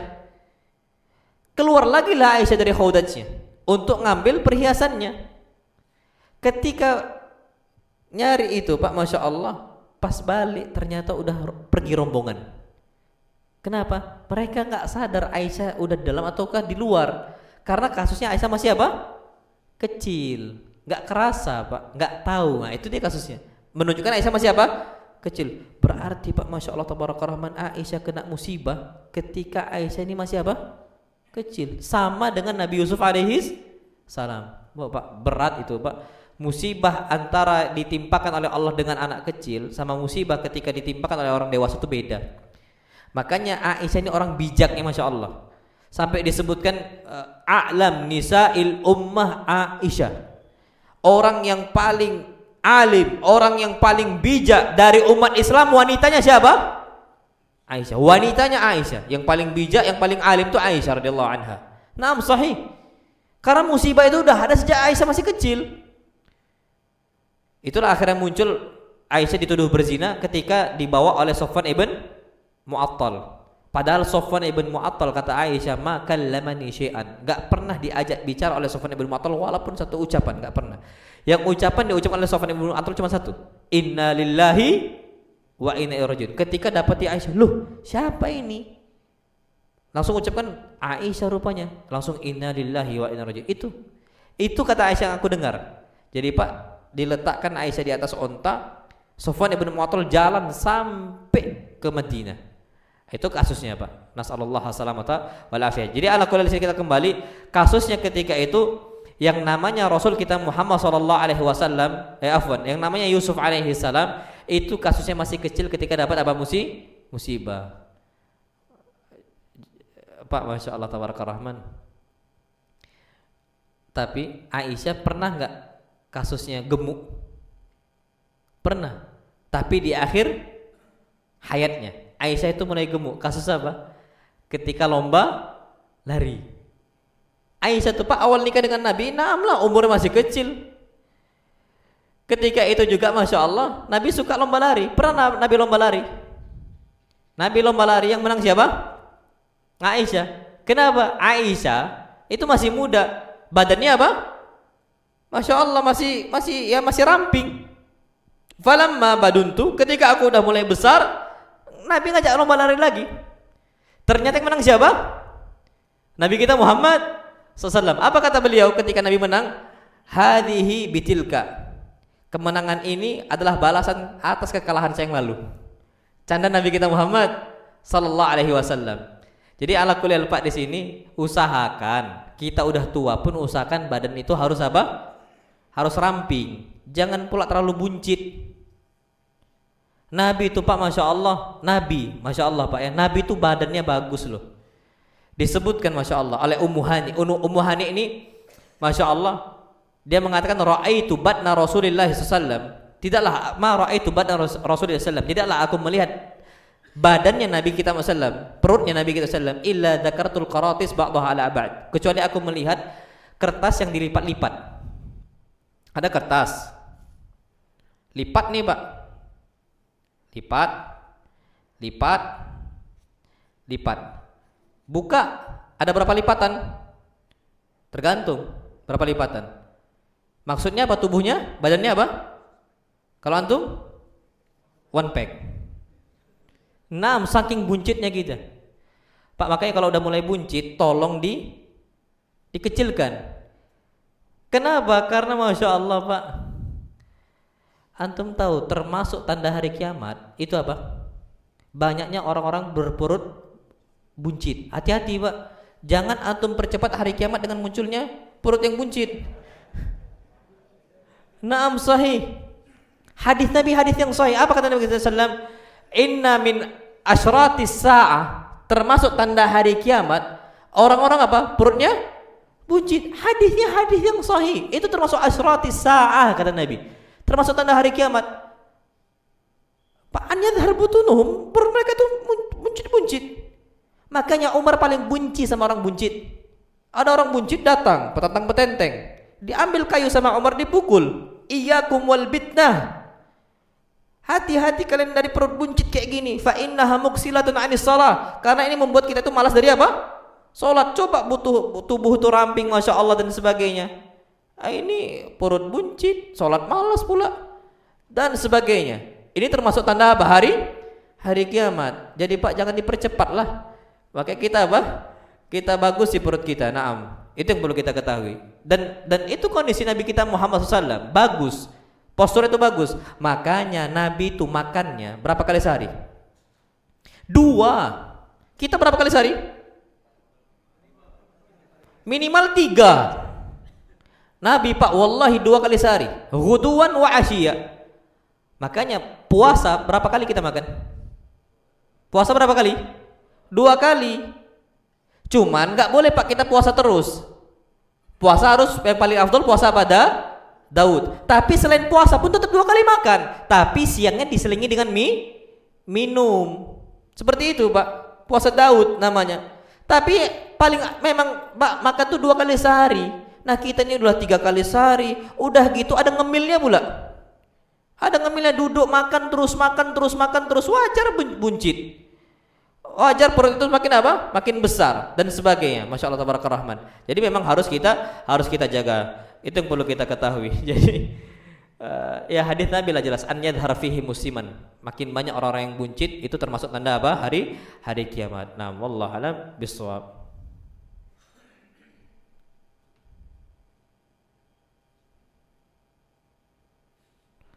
Baik, ini udah pertanyaan ini jam 8. Bulan depan ya. Kasus mereka jual beli siapa? Yusuf insyaallah pada ayat ke-20 wasyarahu bi tsamanin bakhsin. Coba. Mereka jual Yusuf dengan harga yang apa? Bakhsin, murah Pak. Ya Allah. Ini kalau bahasa kita galil adab. Tidak ada adab atau kurang ajar istilahnya. Galil adab itu Pak, qalilul adab itu kurang ajar saudara-saudara Yusuf kepada siapa? Yusuf. Udahlah dizalimin Pak, harganya pun dijual murah. Bayangin kita tuh Pak. Nasallallahu alaihi wasallam. Mudah-mudahan kita antum tahu Pak, banyak orang pertikaian saudara, abang dan adik gara-gara harga yang murah. Harta yang tak berharga itu bisa memutus tali silaturahim.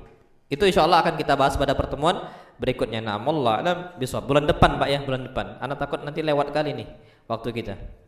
Taib. Ustaz, saat ini sudah masuk di bulan Muharram, adakah amal-amal yang disunnahkan di bulan ini? Nah, bulan Muharram itu secara umum bulan-bulan ketaatan. Semakin kita taat kepada Allah, lipat gandanya pahalanya semakin dilipat gandakan. Tapi sebaliknya Masya Allah, bulan Muharram kapan berbuat dosa, dosanya juga dilipat gandakan. Makanya Allah berfirman fala tadlimu fihinna anfusakum. Jangan berbuat dosa, jangan zalimin diri kalian ketika bulan apa? Haram. Jangan berbuat dosa, Pak.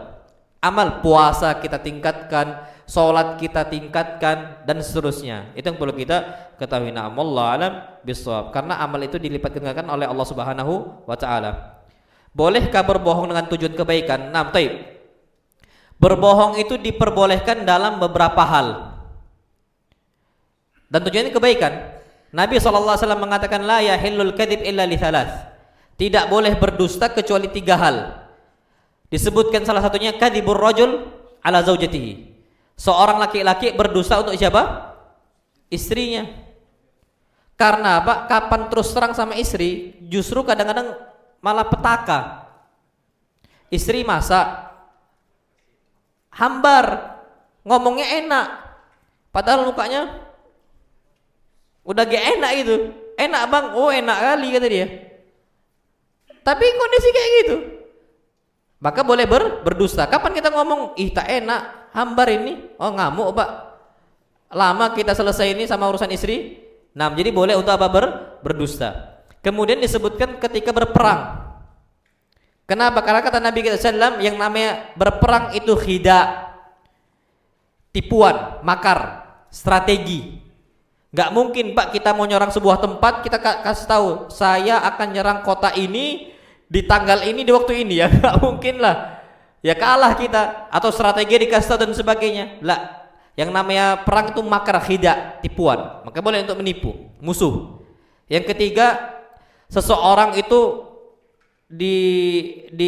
seseorang tuh berusaha untuk mediasi antara fulan dengan fulan dengan alan tuh tengkar.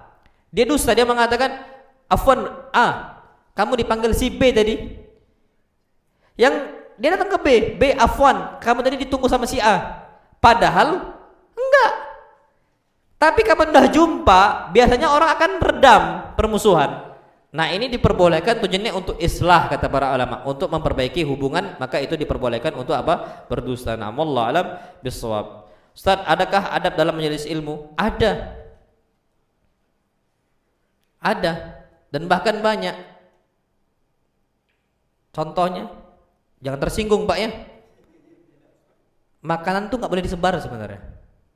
Makan sambil belajar itu nggak boleh. Dari ulama zaman dulu sampai zaman kita sekarang. Kenapa? Syuf, ada kaidah Pak. Allah berfirman, "Ma ja'alallahu lirajulin fi qalbaini min qalbaini fi jawfi." Allah tidak pernah menjadikan dalam tubuh manusia itu dua hati untuk berpikir. Maksudnya Pak, manusia ini nggak bisa multitasking. Anak berbicara, antum makan. Yang lebih masuk ilmunya atau makanannya? Selesai. Naam sahih. Makanya aslinya makanan itu dihidangkan setelah apa? Kajian. Naam sahih Pak. Manusia, antum ceklah di Google, manusia nggak bisa multitasking, nggak bisa. Yang ngomong bisa dusta. Yang bisa multitasking itu Android. Itu bisa, atau apa dan sebagainya. Bisa dia kerja dengan dua hal langsung. Manusia nggak bisa. Makanya kata Allah Subhanahu wa taala, fa idza faraghta fansab. Selesaikan dulu yang satu. Fa idza faraghta, kalau udah selesai satu, fansab, cari yang lain. Jangan semua dikerjakan, nggak bisa, Pak. Satu dikerjakan, kalau udah selesai fa idza faraghta fansab, baru cari yang lain.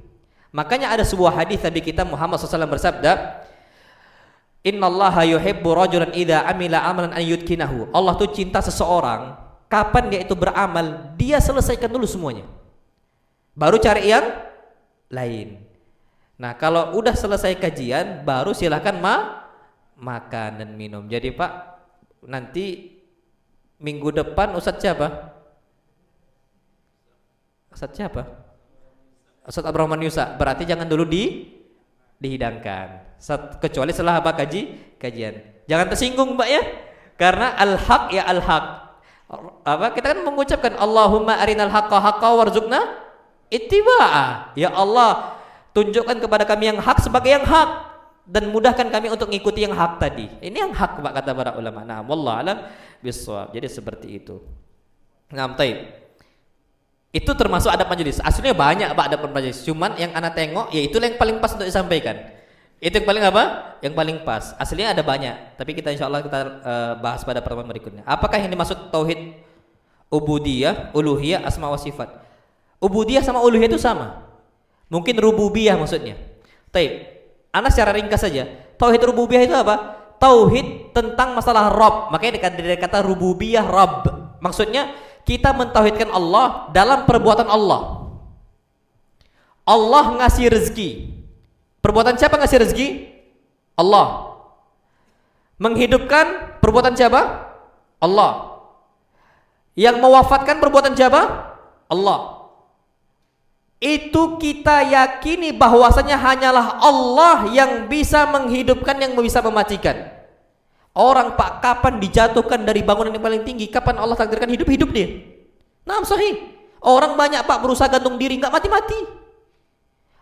Orang dicampakkan ke dalam lubang api, nggak mati-mati, kubangan api. Contohnya Nabi Ibrahim alaihis salam, Allah nggak kasih izin.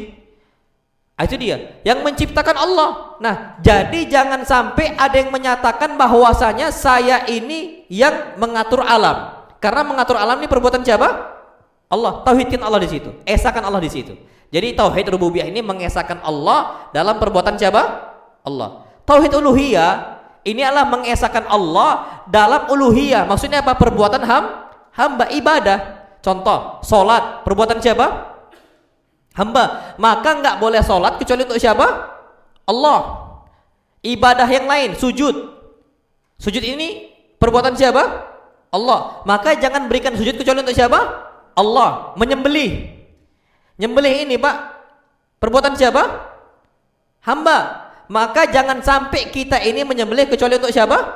Allah. Itu kita artinya mengesahkan Allah dalam perbuatan hamba. Taib. Asma was sifat. Mentauhidkan Allah dalam nama-nama Allah dan sifat-sifat Allah. Maksudnya gini, Pak. Allahu Akbar. Allah yang paling apa? Besar. Maka esahkan Allah bahwasanya Allah yang cuman yang paling besar. Allah Alim. Nama Allah termasuk apa? Alim. Apa arti Alim? Maha mengetahui. Kita harus yakini orang yang paling mengetahui cuma Allah, bukan dukun. Dukun ini tak tahu apa-apa. Qul la ya'lamul ghaiba, qul la ya'lamu man fis samawati wal ardil ghaiba illallah. Katakanlah tidak ada yang di bumi maupun di langit mengetahui hal gaib kecuali siapa? Allah. Malaikat maut pun Pak yang mencabut nyawa kita enggak tahu kapan kita mati. Allah kasih izin, cabut nyawa dia baru dia tahu. Malaikat peniup apa sangka?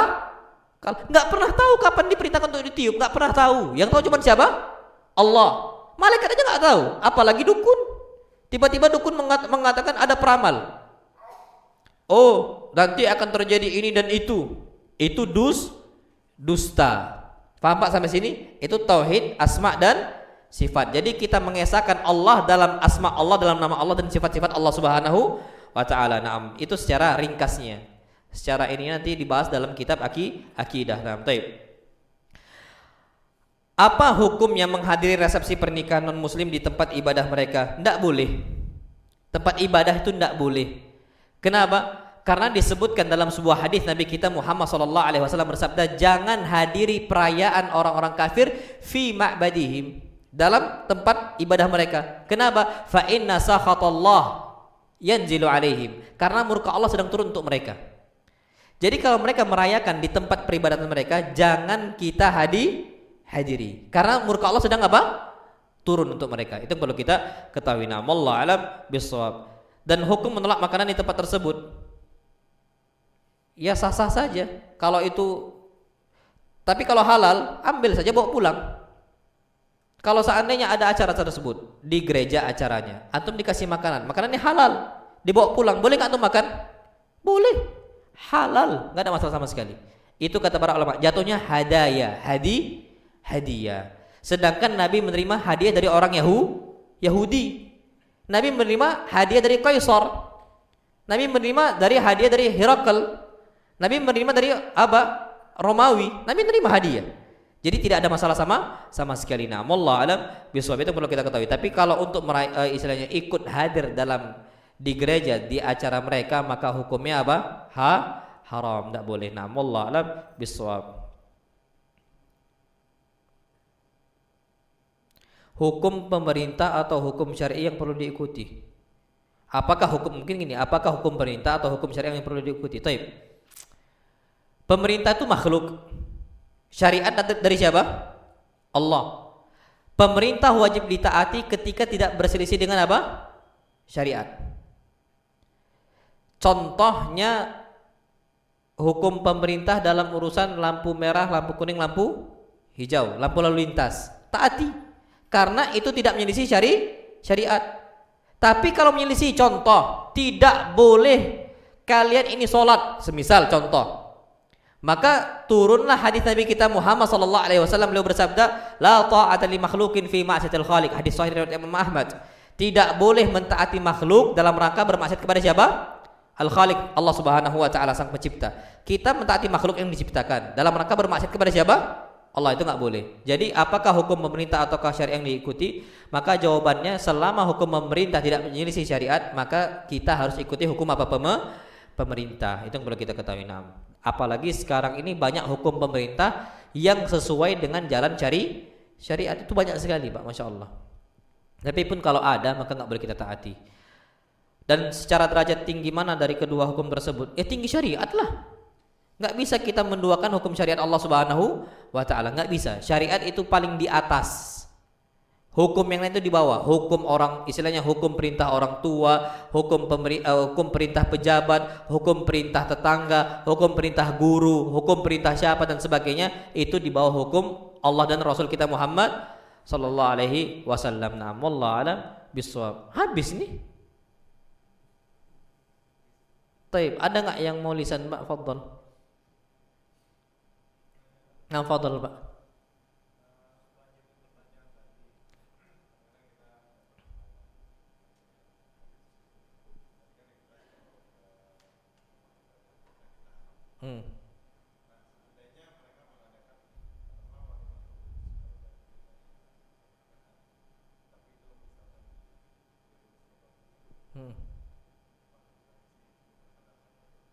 Naam, toib, masya Allah.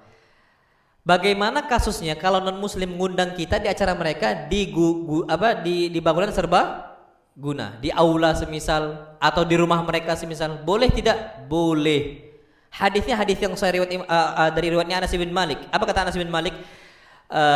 Anna khayyatan yahudiyan da'an nabiyya sallallahu alaihi wasallam li ta'amin. Bahwasanya ada penjahit agamanya Yahudi ngundang Nabi sallallahu alaihi wasallam untuk makan di acara orang Yahudi tersebut, tapi di rumahnya kasusnya. Faqaddam tharidan, maka Nabi sallallahu alaihi wasallam dihidangkan tharid, bubur, fihi dubba, ada labunya, buah labu. Maka Nabi masya Allah senang, lahap Nabi makan. Apa kata Anas bin Malik? Fatatabba'ad dubba, maka Nabi itu sampai masya Allah sampai mencari-cari labu-labu yang masih ada. Lahap Nabi makan labu. Nabi suka labu. Apa kata Anas bin Malik? Anas bin Malik ini bukan tipikal orang yang suka labu. Ketika melihat Nabi seperti itu suka dengan labu, apa kata Anas bin Malik? Fakuntu uhibbud dubba'a min yauma idzin. Sejak saat itu aku langsung suka makan apa? Buah labu. Masya Allah, Pak. Antum punya ustadznya suka durian, antum anti durian. Antum lihat ustadznya suka durian, sejak itu anak suka dengan durian. Hebat itu, Pak. Saking cintanya antum dengan ustadz. Itulah contohnya. Itu Anas bin Malik, masya Allah. Naam, sahih. Nah, apa kata para ulama dari hadis tersebut? Bahwasanya kita itu tidak mengapa untuk menghadiri acara orang non muslim selama bukan di tempat ibadah mereka. Di gedung serbaguna boleh. Kalaupun itu pun kita perlu diperhatikan, selama tidak ada makanan yang haram. Boleh makan, boleh. Sebagaimana Nabi makan apa? Bubur sama apa? Labu. Halal. Wallahu alam. Jadi seperti itu, Pak.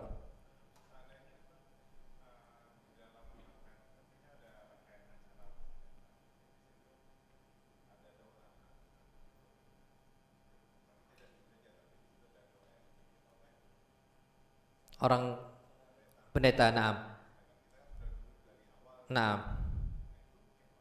Taib, kalau seandainya ada doa-doa yang enggak benar, terutama dari pendetanya, maka kita harus keluar. Allah Subhanahu wa taala berfirman, "Fala taq'udu ma'ahum hatta yakhudu fi haditsin ghairi." Kalau seandainya ada kemungkaran, maka kita keluar. Sampai kapan? Hatta yakhudu fi haditsin ghairi, sampai mereka selesai dalam acara mereka tadi. Maksudnya dalam kemungkaran mereka tadi. Selesai doa, balik lagi kita duduk. Itu tidak ada masalah sama sekali. Jadi diperbolehkan. Kalau mereka udah ada doa, ya kita tahulah, Pak, doa itu bermasalah, maka kita keluar. Habis itu kita masuk lagi, itu diperbolehkan. Nah, wallahu alam bisawab. Nah, fadhal. Nah, Pak.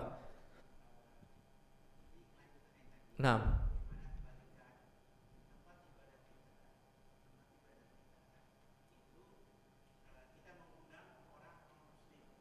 Nah.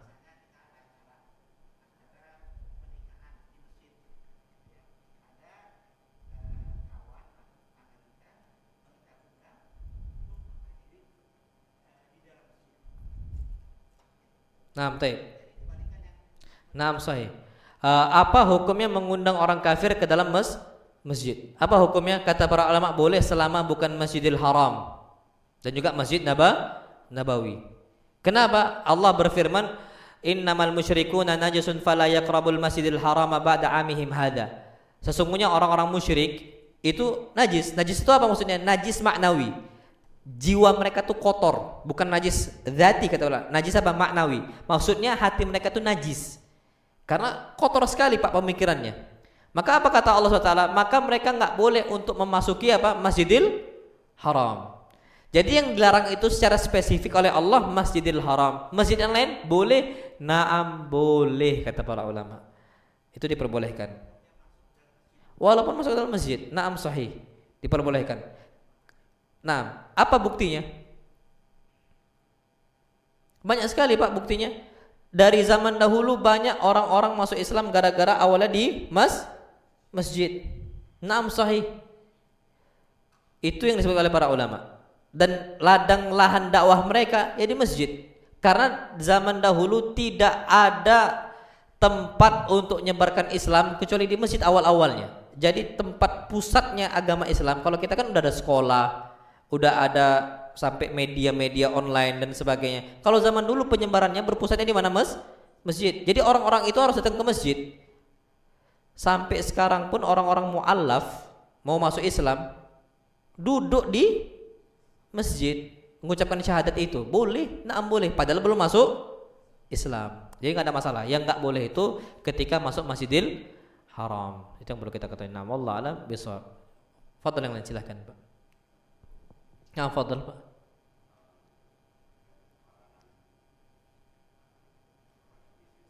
Nah,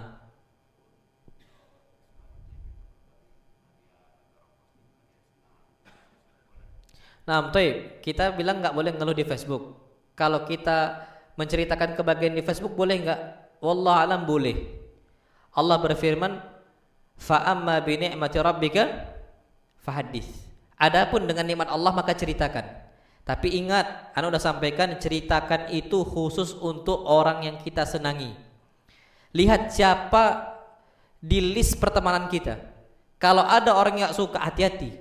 Biasanya hasad. Nabi bersabda, beliau mengatakan,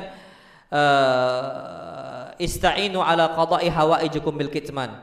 Bantulah usaha-usaha kalian untuk berhasil dengan cara apa? Bil kitman, dengan diam. Kalau antum udah usaha itu diam dulu, jangan banyak cerita. Kenapa? Fa inna kulladzi ni'matin mahsud, kata Nabi. Karena setiap orang yang memiliki kenikmatan akan dihasadkan oleh banyak orang.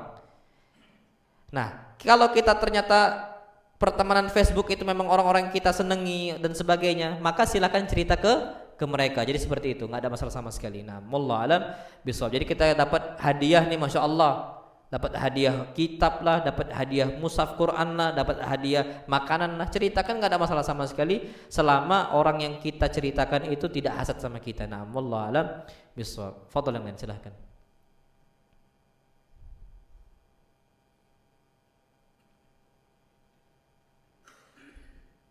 Nah, fadhil. Nah. Assalamualaikum. Iya.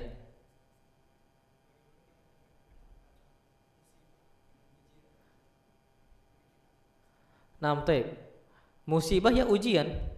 Mungkin dalam artian musibah itu apakah dia itu musibah dalam bentuk ujian ataukah musibah dalam bentuk azab kali ya.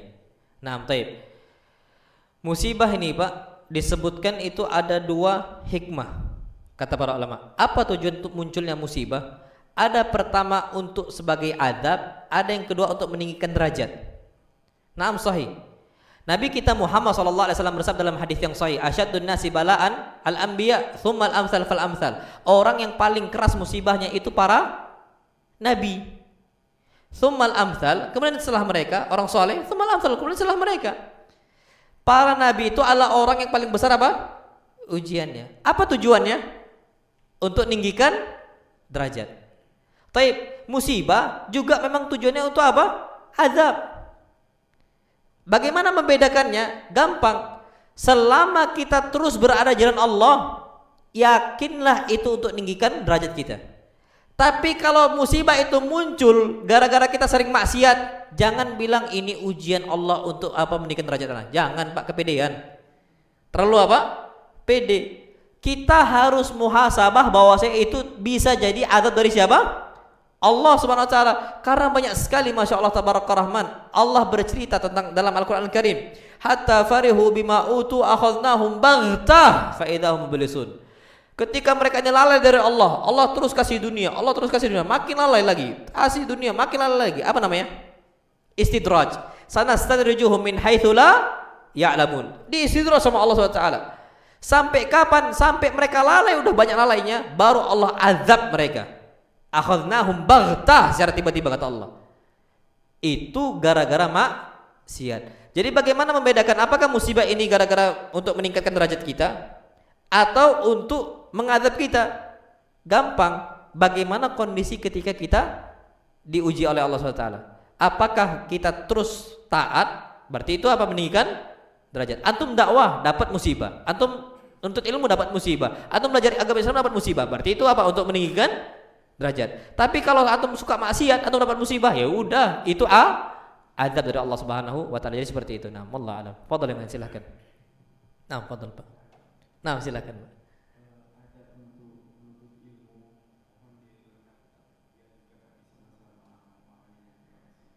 Nah, taib.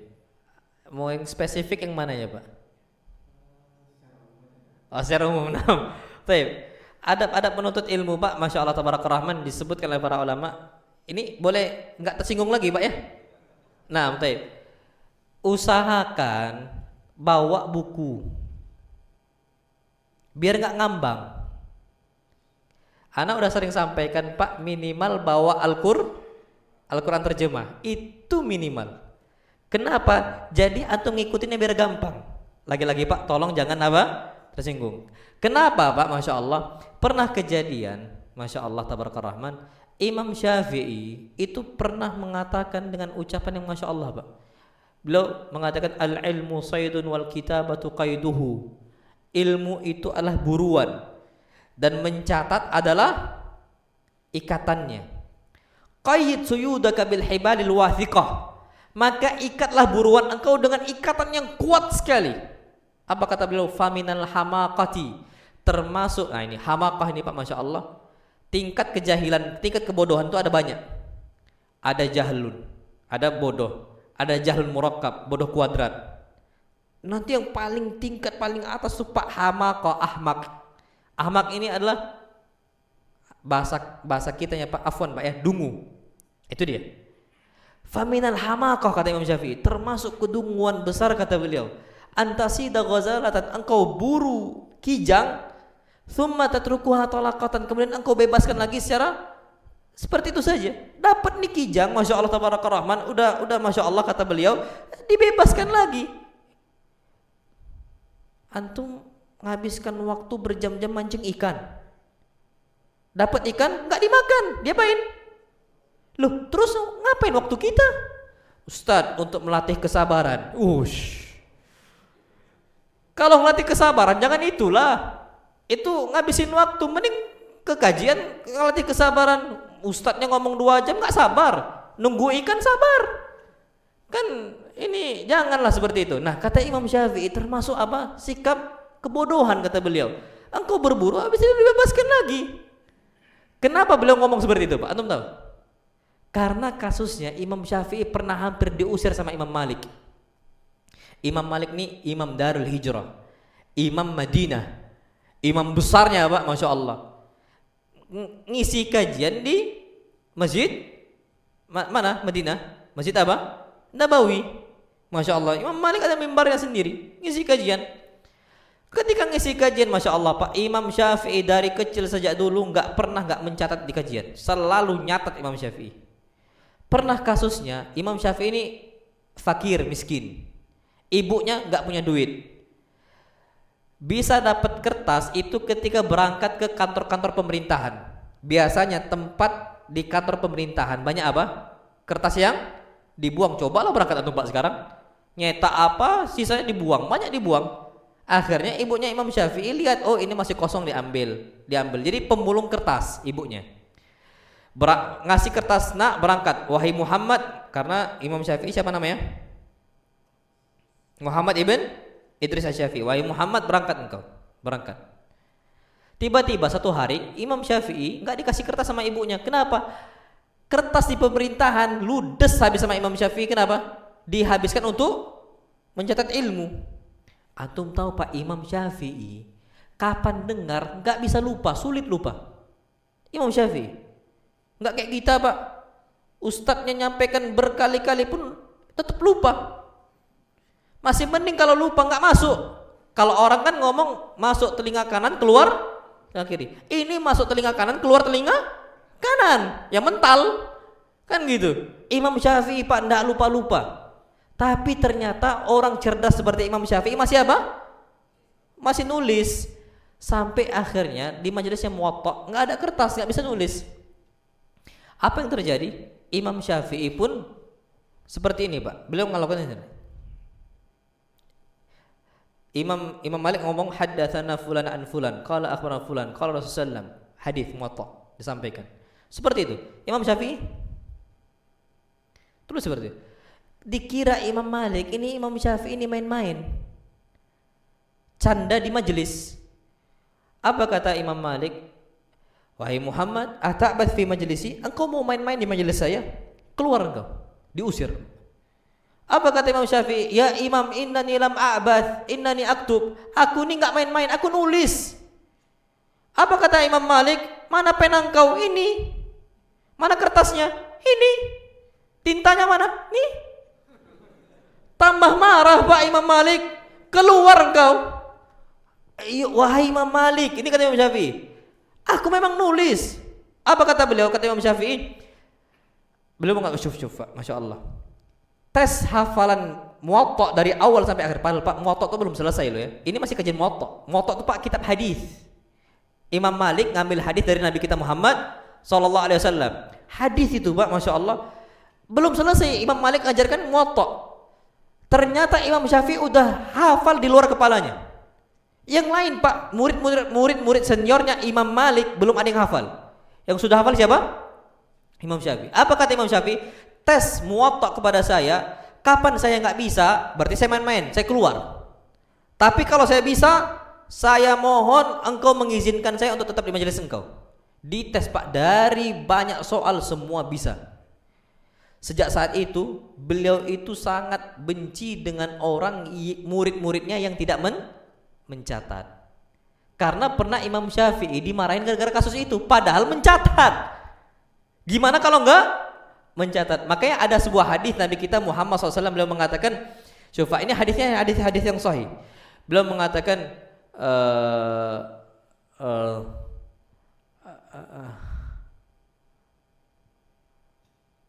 Astaghfirullahaladzim.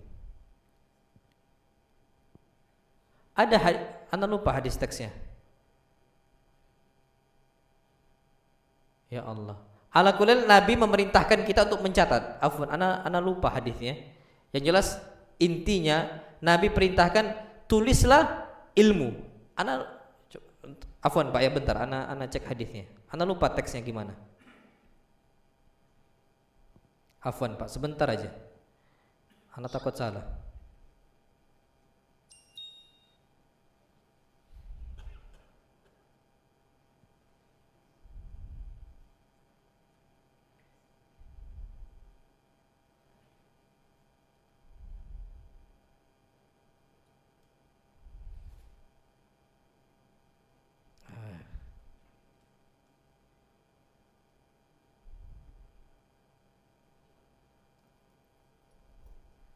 Qayyidul ilma bil kitab, hadisnya, hadis yang sahih.